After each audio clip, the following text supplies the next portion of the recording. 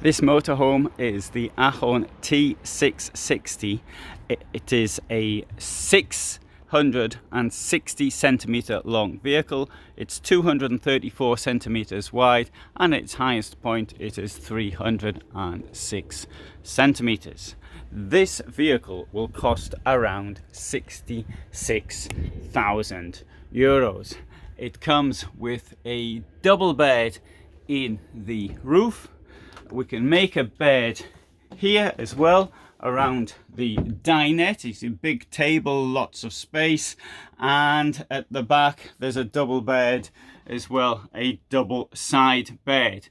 Having said all that, with a payload of around 350 kilos and the same water cassette, toilet cassette, and the water capacity as you get in most motorhomes, you might want to consider whether or not you want to put that many people in the vehicle.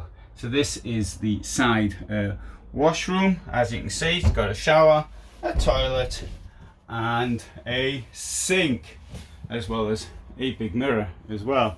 In the kitchen we will find a sink with domestic drainage, 3 burners, a fridge, there's storage, and there's a big amount of storage here as well. For those who are curious for more storage, there is a little bit of storage under this bed accessible from the outside, but the problem with a side bed is that it does limit the amount of external garage space that one might have. This storage here, can't really see the point of putting a railing up there myself. It won't hold much. And I've also got storage up there as well. And here we have got, although currently being used for other things, is a wardrobe. And above the wardrobe we've got space as well, but we can't really do much with it because, as you see, this is where the bed drops down. Now, if you want to carry a lot of people in a small footprint, this might do.